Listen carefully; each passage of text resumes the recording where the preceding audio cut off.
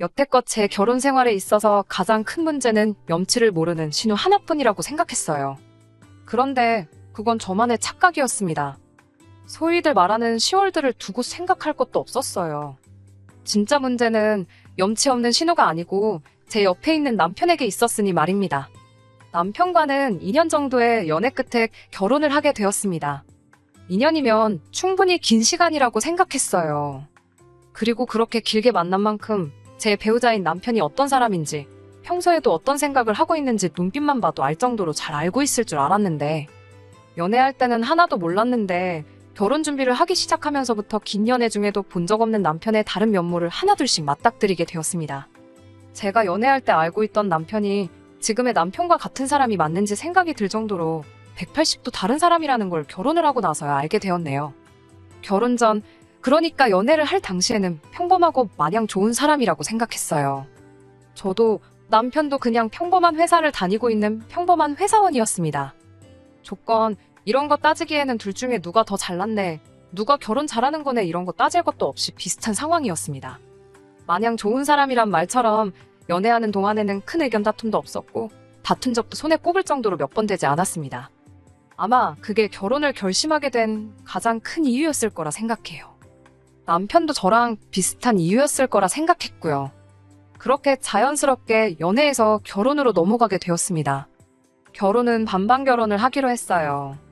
청혼 후에 결혼 준비를 시작하면서 남편과 제가 서로 돈을 얼마나 모아놓았는지에 대해서 오픈을 하게 되었습니다. 조건이 비슷했던 것처럼 어느 누가 더 돈을 많이 모았네 소리 나올 것도 없이 비슷한 액수였지요. 굳이 따진다면 제가 3,400만 원 정도 더 많았어요. 남편이 저보다 4살 연상이다 보니 군대 다녀온 기간을 제외하더라도 사회생활을 저보다 먼저 시작했어요. 그렇다고 무조건 저보다 많은 돈을 모아야 한다 생각했던 적도 없었고, 남자니까 결혼할 때 나보다 더 뭐라도 해와야 한다는 생각도 없었습니다. 그래도 남자라고 연애하는 동안 데이트 비용을 계산할 때 더치페이를 하기는 했지만 남편 쪽에서 좀 더 지출을 했었고, 그렇게 남들과 같은 평범한 연애를 하고 있다 생각했었지요. 밥값이다, 데이트 비용이다, 선물이다 뭐다 해서 저보다 좀 더 쓴 게 있었으니 모자란 돈이 3천, 4천 정도였다면 이야기가 달랐겠지만, 제가 3,400만 원 더 가지고 있다고 해서 그걸 가지고 잘난 척을 한다던가 유세를 부린다거나 할 생각은 추호도 없었습니다. 그런데 남편은 자기가 모아놓은 돈이 좀 더 적다는 부분에서 조금 부담을 느끼기 시작했나 봐요. 오죽하면 그걸 가지고 저한테 미안하다고 사과까지 해왔으니 말이지요. 저는 아무래도 상관없다, 액수차가 큰 것도 아닌데 그럴 수도 있는 거 아니냐 하고 몇 번이나 말을 했지만 남편 귀에는 들어오질 않았던 것 같아요. 어떻게 보면 염치가 있다고 하겠지만 사실 그 이후부터 결혼식장에 들어갈 때까지 이 얼마 안 되는 돈 때문에 고생을 좀 하게 되었어요. 결혼 준비 시작부터 본식 날까지 7개월 정도의 기간이 걸렸는데, 결혼식장에 신부 입장하는 그 순간까지 둘이 만나면서 나오는 비용에 대해 칼같이 계산을 하기 시작했습니다. 앞서 말씀드린 대로 남편이 연애하던 시기에는 더치페이를 하긴 했지만 조금이나마 더 비용을 부담하려고 했었어요. 그런데 이제 와서 정확하게 계산하는 게 서운하다, 뭐 그런 이야기를 하려는 게 아닙니다. 남편의 칼 같은 계산이 이따금씩 도를 지나치고 있다는 느낌을 받기 시작했거든요. 밥 먹다가도 제가 사이다 하나라도 시키면 계산할 때가 돼서 먹은 건 정확히 절반을 계산하더라도 제가 시킨 음료수에 대한 부분은 칼같이 제가 계산을 하게 했어요. 너 때문에 돈이 더 나왔으니 음료수 값은 너가 내라, 이런 식이었지요. 그러다가는 언젠가부터 남편은 같이 밥을 먹으러 가면 다른 거 볼 것도 없이 메뉴에서 가장 싼 음식을 주문해서 먹기 시작했습니다. 급기야는 데이트 약속이라도 있으면 식사는 집 근처에서 국수 같은 걸로 간단하게 때우려 들질 않나. 나중에 가서는 집에서 밥 먹고 나오라고 할 때도 있었어요. 데이트하는 동안도 원래 돈을 펑펑 쓰거나 하는 사람은 아니었지만 그래도 저런 모습을 처음 봤으니 적응이 되지 않더라고요. 둘이 식사해봐야 얼마나 나온다고 그러냐고 한번 다툰 적도 있었습니다. 당시 남편은 그게 자격지심이라는 걸 인정하지 않으면서도 계속 결혼할 때 저보다 돈을 덜 가지고 오는 게 마음에 걸려서 그러는 거라는 대답만 계속했지요. 막상 저는 아무 신경도 안 쓰는데 자기가 괜히 찔려서 그러는 게 자격지심 아니겠나요? 전후 사정을 알고 나니 한편으론 이해가 가면서도 결혼까지 몇 개월이나 더 남아있었는데 언제까지 이런 식으로 만나야 한다는 게 속상했지요. 외식이야, 결혼하고도 언제든지 할 수 있는 거지만 연애할 때랑 결혼하고 나서는 또 다른 이야기잖아요. 하지만 최대한 남편의 입장을 존중해주려고 노력했어요.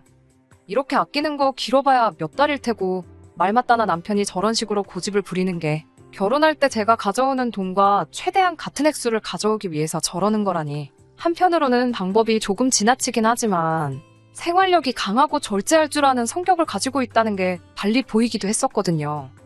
결혼 준비하면서 커플들이 많이 싸운다고도 하잖아요.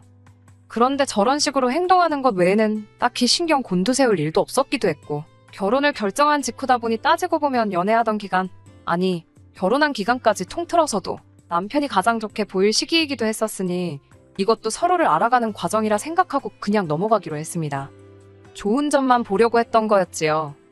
막상 그렇게 먹을 돈 아껴서 가져온 게 100만 원 남짓한 돈이긴 했지만 말입니다. 좋은 점만 보려고 그냥 넘어갔던 제가 무색하게 결혼식 올리고 신혼집 들어가자마자부터 그랬던 남편이 180도 돌변하더군요. 연애하면서도 몰랐던 모습이었는데 사실 남편은 엄청 통이 크고 씀씀이가 좋은 사람이었다는 겁니다. 연애할 때도 저보다 돈을 조금 더 쓰긴 했지만 돈을 펑펑 쓰거나 하는 사람은 아니었었거든요. 특히 결혼 직전에 먹을 돈 아껴가며 긴축하는 모습을 보여줬으니 통이 그 정도로 큰 사람이라는 사실은 전혀 눈치를 채지 못했지요. 자기가 열심히 일해서 번 돈 어떻게 쓰던지 제가 관여할 것도 없고 못 쓰게 할 수도 없는 것이지만 남편의 지출 중 대부분이 남편의 가족, 특히나 신우를 위해 쓰는 돈이 엄청 많았던 거예요. 생각해보면 저보다 경력이 길었던 만큼 월급도 조금 더 많았던 남편이었는데 아무리 생각해도 모아놓은 돈이 저보다 적었던 데에는 다 이유가 있었던 건데 말이에요. 제가 그렇다고 허리띠 졸라매가며 돈을 모으고 하던 사람도 아니고 할 거 다 하고 쓸 거 다 쓰면서 살아왔으니, 그런데도 불구하고 제가 남편이 모아놓은 돈보다 조금 더 모았던 그 이유가 다른 게 아니고 신우에게 돈을 퍼다 날르느라 그렇게 된 거라고는 정말 생각조차 해보지 못한 일이거든요. 신우 또한 연애하는 동안 결혼 준비할 때 한두 번 만난 게 전부였고 남편이 저한테 따로 언급조차 했던 적이 없어서 그냥 대면대면한 사이구나 그렇게 생각을 하고 있었는데 그게 아니었습니다. 신우가 손아래 신우였다면 차라리 어떻게든 이해를 해보려 했을 텐데 그것도 아니었습니다. 남편이 저보다 4살 위, 그리고 신우는 남편보다 2살이 더 많았으니 저랑은 나이 차이가 꽤 많이 나는데 아직도 남편이 경제적으로 신우를 도와주고 있다는 사실이 믿기지가 않았어요. 이미 저랑 연애를 하기 전부터 남편이 신우의 빚을 대신 갚아주고 있었더라고요. 전부를 갚아주는 건 아니지만 대출이자 정도를 보태주고 있었던 거예요. 듣자 하니 신우가 예전부터 일저일 벌려놓은 건 많은데 하나같이 다 망해가지고 빚이 좀 있었나 봅니다.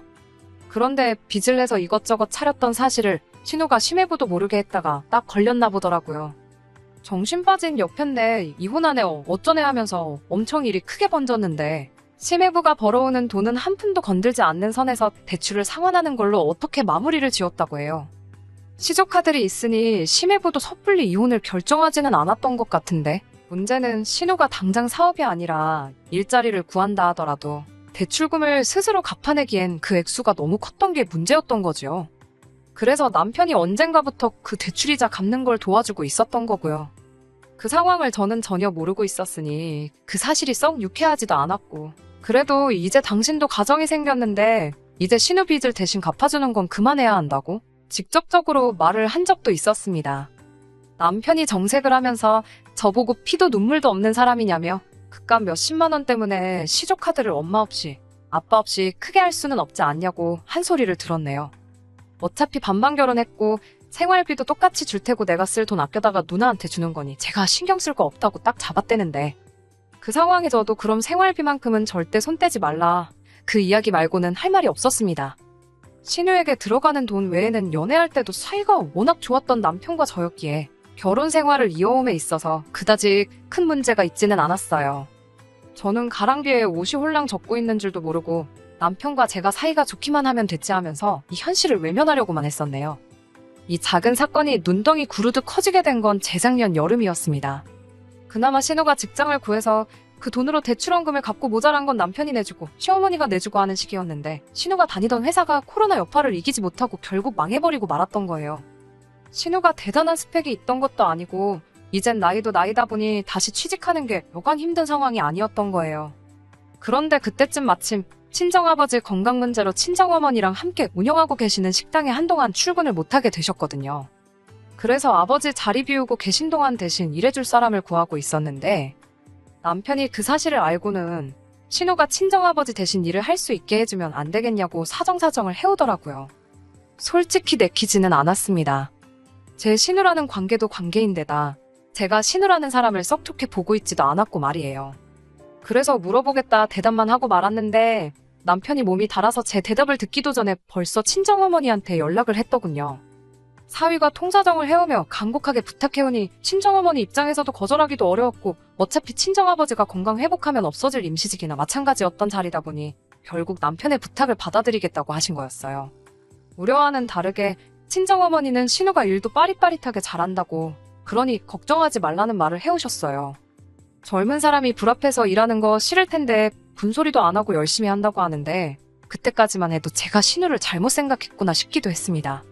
그도 그럴 게 사실 결혼하자마자 남편이 신우 빚을 대신 갚아주고 있다는 사실을 알게 되었는데 신우를 좋게 볼 사람이 세상 천하에 어디 있겠어요? 그래서 신우하고는 결혼 생활을 이어온 내내 가깝게 지낸 적이 없었고요. 어쨌든 우려와는 다르게 열심히 일을 한다니 저도 한편으로는 안심이었어요. 신우도 진작에 회사 그만두고 친정어머니 가게에서 일할 걸 그랬다면서 적성에도 맞고 월급도 더 받으니 너무 좋다고 하더라고요.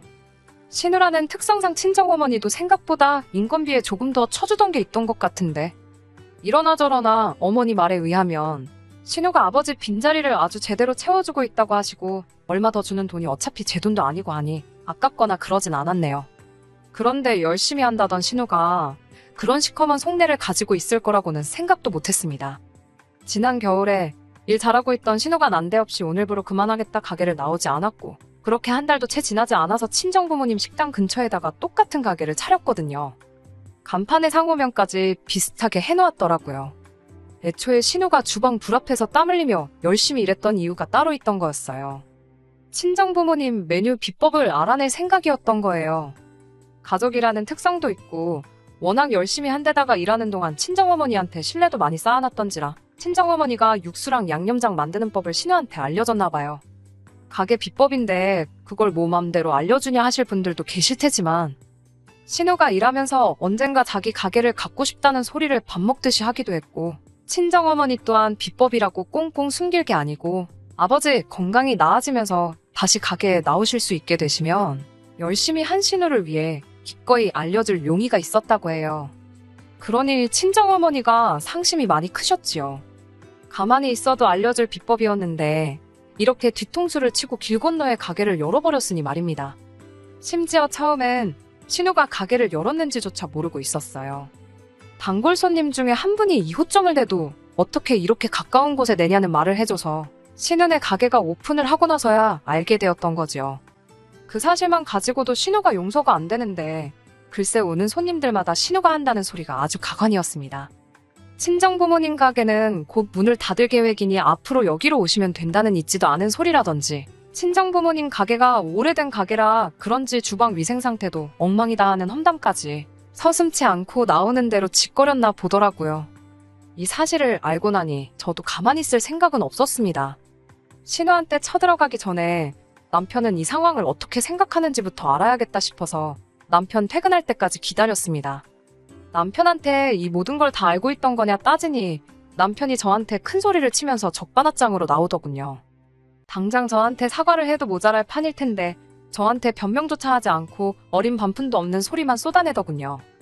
네가 진짜 딸이면 장인장모 설득해서 하루라도 빨리 가게 문 닫게 하는 게 효도하는 거고 도와주는 거란 말을 하더군요. 장인장모 노후도 다 돼 있는데 벌만큼 번 거 아니냐? 장인이 저렇게 건강 안 좋아져서 가게도 못 나오는데 그 돈 더 벌어서 어디다 쓰려고 꾸역꾸역 가게를 돌리고 있는 거? 그리고 그걸 그렇게 두는 것도 자식된 입장에서 불효라고 하는 겁니다. 지금이야 신우가 뒤통수 친 것처럼 느껴질 테고 기분 나쁘고 할 테지만 나중 가서는 장인장모도 저도 다 신우한테 고마워할 거라고 하는 겁니다. 그 말이 맞다 치더라도 남편은 이미 신우의 꿍꿍이나 모든 걸 다 알고 있던 게 용서가 되질 않았는데 남편이 이어서 하는 말이 더 충격적이었습니다. 신우 가게 차리는 돈, 거기에 자기가 결혼하고 나서부터 모아놓은 돈도 시부모 은퇴자금도 다 들어갔다는 거예요. 그러니 저도 두 발 벗고 나서서 친정부모님이 이참에 가게 문 닫게 설득 좀 하라고 하는 겁니다. 괜히 같은 음식 파는데 괜히 두 집이 있으면 수입이 반밖에 되지 않겠느냐며 빨리 우리도 투자금 회수하고 그러려면 제가 하루라도 더 빠르게 움직여야 한다는 소리를 하더군요. 연애하는 동안에 보여준 계산 확실한 모습은 온데간데 없고 그저 자기 가족들 잘 되기 위해서라면 처가가 어떻게 돼도 상관이 없다는 모습을 보여주니 오만정이 다 떨어지더군요. 남편 돈이 얼마나 들어갔던 간에 어차피 반반 결혼했고 결혼 후에도 서로 벌어온 돈 관리는 각자 알아서 하고 있었으니 그냥 이대로 갈라서 버리자고 이혼하자고 했습니다. 남편은 거기서도 악다구니를 쓰더군요. 저보고 착각을 해도 아주 단단히 하고 있다고. 시설도 훨씬 좋고 깔끔한 신우가게가 바로 길 건너에서 똑같은 음식을 파는데 상식적으로 누가 더 잘 되겠냐면서 말입니다. 자신감 넘치는 남편을 뒤로하고 저희는 정식으로 이혼 절차를 밟게 되었습니다.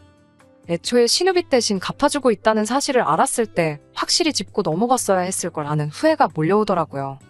그 액수가 몇십만 원에 불과하고 생활비 제대로 주고 각자 번 돈 알아서 관리하는데 뭐가 문제겠냐며 넘어갈 게 아니고 말이죠. 현재는 숙려기간 중이고 친정아버지가 아직 완전히 괜찮아지신 게 아니라 주말에는 제가 나가서 도와드리고 있고 영업시간도 줄어드는 상태예요. 신우 가게는 장사가 잘 되는 듯 싶고 그만큼 저희 부모님 가게는 손님이 줄었지요. 친정어머니는 손님이 많이 줄었으니 회사 일 때문에도 힘들 텐데 제가 굳이 와서 도와줄 필요 없다고 하시는데 후회가 남는 결혼 생활도 생활이지만 어떻게든 저 인간만도 못한 자식들한테 한 방 먹여주고 싶은 생각뿐이네요. 1년 반 만에 다시 찾아뵙게 되었습니다. 신우가 친정부모님 비법 빼돌려서 길 건너에 가게 차린 사연 보냈던 쓰니입니다. 이렇게 다시 사연을 보내게 된 이유는 결론부터 말씀드리자면 좋은 소식 전해드리려고 이렇게 후기를 보내게 되었습니다. 가게 손님도 줄어들어 혼자서도 운영이 된다고 하셔서 저도 언젠가부터 주말에 도와드리러 가지 않게 되었어요. 남편과 신우한테 복수하는 상상도 하긴 했는데 워낙 제3도 바쁘기도 해서 그냥 넘어가게 되더라고요. 아무튼 그러던 와중에 2달 정도 지나고 나서 친정어머니한테서 연락이 왔어요. 아무래도 주말에 나오던 거 다시 나와줘야겠다고 하셨습니다. 제가 속상할까봐 친정어머니도 더 이상 저한테 가게 이야기를 하지 않으셨는데 무슨 일인가 해서 퇴근하고 가게에 들렀었어요. 얼마 전까지 텅텅 비어버린 가게였던 모습이 무색하게 예전만큼, 아니 예전보다 더 바쁜 것처럼 가게가 분주하게 돌아가고 있었습니다. 장사 끝나고 나서야 이게 어떻게 된 거냐고 친정어머니한테 물어봤더니 일단 처음에는 단골 손님들이 다시 돌아오기 시작했다고 하더라고요. 같은 음식인데도 불구하고 거기서 먹는 거랑 차이가 있는 것 같다고요. 자세한 내막을 알고 나니 왜 그렇게 된 건지 딱 알겠더군요. 친정부모님 가게가 뭐 방송에 소개되고 타지에서 사람들이 찾아와 먹고 하는 그런 대박집은 아니었어요. 그냥 동네에 어딜 가나 있을 법한 오래된 맛집이었지요. 일단 매번 오시는 손님들은 친정부모님 손맛도 손맛이지만 가게에서 느껴지는 가족 같은 분위기가 좋아서 오시는 분들도 많았거든요. 그런데 신혼의 가게는 그런 걸 못했던 것 같아요.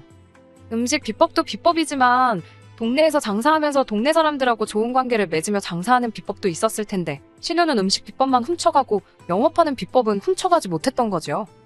거기에 단골 손님들이 돌아오면서 신우가 곧 닫을 가게다, 위생 상태가 더러운 가게다 하는 게 다 거짓말이었다는 사실을 많은 사람들이 알게 되었습니다. 그러면서 신우가 비법을 훔쳐다가 길 건너에 가게를 차린 파렴치한 행동을 했다는 것까지 다 알게 되었지요. 거기에 그 소문이 소문을 타고 온 동네방네 퍼지게 되었고 급기야는 근처에 있는 다른 동네까지 퍼지게 되었다는 거예요. 그런데 또 다른 동네 사람들한테는 이 신우의 막장짓거리가 오히려 홍보 효과가 돼버린 거예요. 얼마나 맛있으면 신우가 비법을 훔쳐다가 가게를 차릴 정도냐, 이런 식으로 아예 친정부모님 가게를 와보지 않은 손님들의 호기심까지 자극해버린 거였지요. 아무튼 그 소문 덕분에 신우네 가게도 잠시나마 인산인해를 이루긴 했던 것 같아요. 멀리서 찾아온 손님들은 많은데 친정부모님 가게가 규모가 그렇게 크지도 않으니 기다리기 싫어하는 사람들은 다 신우네 가게로 몰렸다고 하더라고요. 그런데 그런 손님들이 신우네 가게만 다녀간 게 아니라 나름 어디가 진짜 맛집인지 가려보겠다며 결국엔 2군데를 다 오며가며 하다 그 수많은 손님 중 대부분이 신우네 가게가 아니라 친정부모님 가게를 선택하기 시작되었던 거죠. 그러다 또 그게 입소문을 타고 그래서 신우가 비법 훔쳐 가게 차린 파렴치한 행동이 오히려 전화위복이 되어서 이제는 입소문을 타고 타 지역에서도 손님들이 찾아와 줄을 서서 먹을 정도의 대박집이 되어버린 겁니다. 여기서 끝이 아니에요. 동네 손님은 물론이고 타 지역에서 오는 손님들마저 다 빼앗겨버린 신우네 가게는 점점 더 자금 사정이 안 좋아지기 시작해 얼마 전에 문을 닫게 되었다는 겁니다. 제가 오늘 이 자리에 이렇게 후기를 보내게 된 이유도 오늘이 신우네 가게가 망해 없어진 날이기도 하거든요. 남편 돈에 시부모 은퇴 자금에 신우도 빚이 있는 가운데 추가로 더 빚을 내서 가게를 연 걸로 알고 있거든요. 투자금 회수는커녕 자기들 욕심에 제풀에 망해버린 꼴을 보니 속이 참 후련하네요. 이젠 자기 가족들 빚이 더 늘어났을 텐데 갚아줘야 할 가족들 빚이 더 많아진 남편이 배 아파 뒤집어지는 꼴을 생각하니 당분간은 안 먹어도 배가 부르고 두 다리 뻗고 잠도 잘 잘 수 있을 것 같네요. 끝까지 들어주셔서 감사합니다. 오늘의 사연은 여기까지입니다. 구독과 좋아요, 알람 설정 부탁드리고 더 좋은 사연으로 다시 찾아뵙겠습니다. 감사합니다.